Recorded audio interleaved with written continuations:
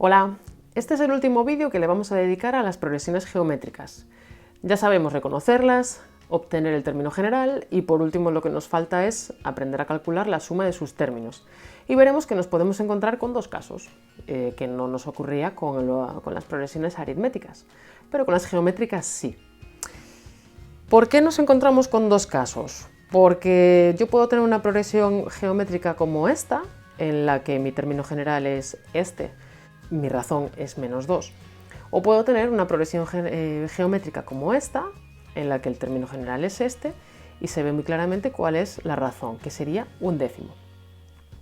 Vale, ¿qué ocurre con el primer caso? Que yo, si todo el rato voy multiplicando por -2, mis términos, bueno, pues irán valiendo lo que sea, pero la cuestión es que sin tener en cuenta el signo, cada vez se van haciendo mayores, de manera más rápida o más lenta, dependiendo de si multiplico por 2 o por 100, pero la cuestión es que mis términos van creciendo, repito, sin tener en cuenta el signo, me estoy fijando en el valor absoluto de esos números. En cambio, cuando tengo una progresión geométrica de este estilo, en la que yo voy multiplicando por un número que es, por ejemplo, así, 1/10, es decir, que es 0, algo expresado en forma decimal, sucede que yo cada vez voy teniendo términos más pequeños.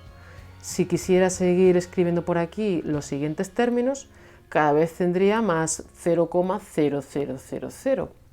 Llegaría un momento en que ese término sería prácticamente nulo o nulo si multiplico las suficientes veces por la razón.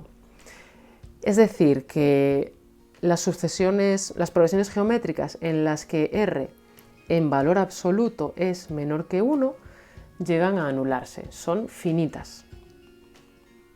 Y eso provoca que yo pueda calcular cuánto vale la suma de todos sus términos, cosa que con todas las demás progresiones no sucede.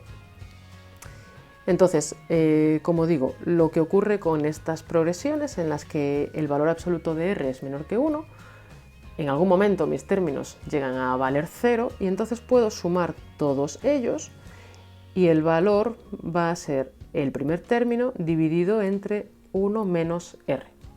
Y ojo, importante, esta es la suma de todos los términos, no de los n primeros. Como en algún momento llega a valer 0 ese término, pues yo puedo calcular cuánto vale la suma de todos ellos. En cambio, el primer caso, en el que mis términos no llegan a desaparecer, es un caso más de sucesión habitual. Este tiene infinitos términos, igual que pasaba con las aritméticas y con las demás en general. Entonces sucede que yo aquí no puedo sumarlos todos, en algún momento tengo que parar.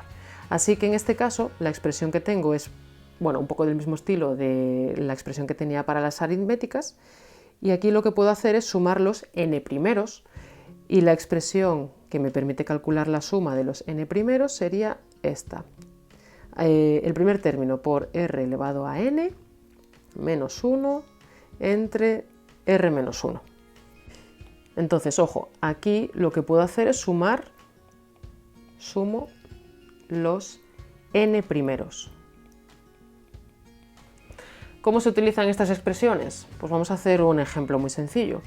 Voy a sumar para la primera progresión los 25 primeros.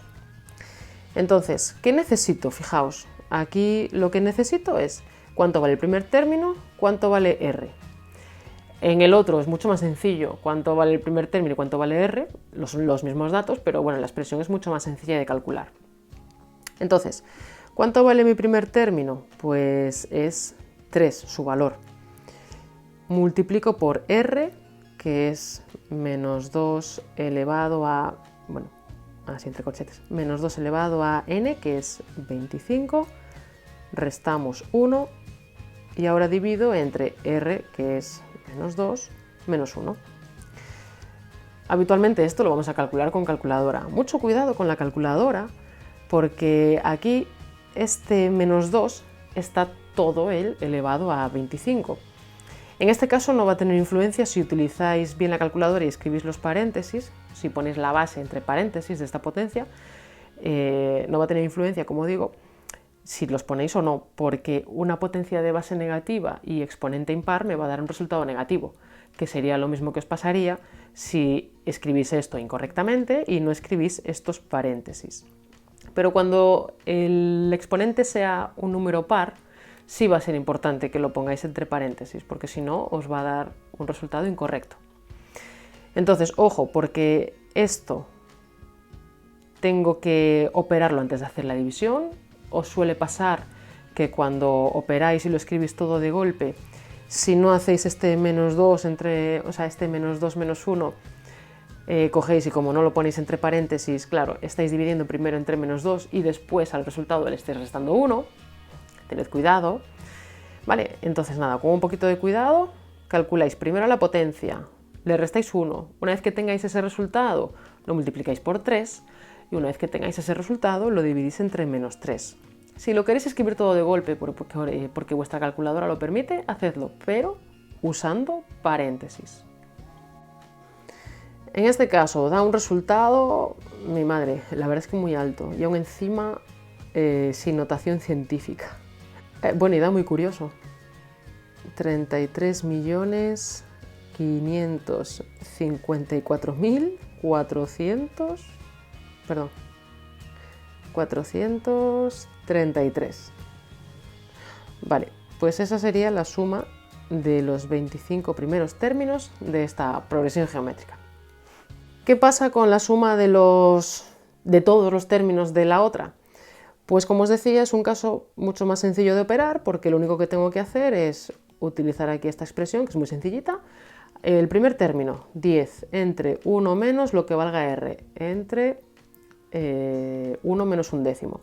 En este caso, la verdad es que queda muy fácil de operar. 1 menos un décimo son 9 décimos, y esto en realidad son 100 novenos. Si quisiéramos expresarlo en forma decimal, bueno, pues podríamos hacerlo, pero como nos da un número decimal periódico, la verdad es que yo no os lo recomiendo demasiado. Pero bueno, si queréis, daría este resultado, ¿vale? Insisto, yo utilizaría la fracción. Entonces, ¿qué tenemos que tener en cuenta cuando nos pidan calcular la suma de los términos de una progresión geométrica? Que nos podemos encontrar en dos casos. En este, mis términos crecen sin tener en cuenta el signo. En este, mis términos decrecen sin tener en cuenta el signo. Eso sucede cuando o bien r, que por cierto no lo había puesto, el primer caso es que r en valor absoluto es mayor que 1. Segundo caso, lo voy a remarcar. Primer caso, r en valor absoluto es mayor que 1. Segundo caso, r en valor absoluto es menor que 1. Es decir, este segundo caso es que r es 0, algo o menos 0, algo. Dependiendo de qué situación tenga, deberé utilizar esta expresión. Cuando los términos no se me acaban, solamente puedo sumar los n primeros, los que a mí me interese, utilizando esta expresión. Y cuando tenga una progresión que en algún momento se me acaba, empleo esta expresión. En ambos casos, ¿qué necesito? Solamente el primer término y el valor de la razón.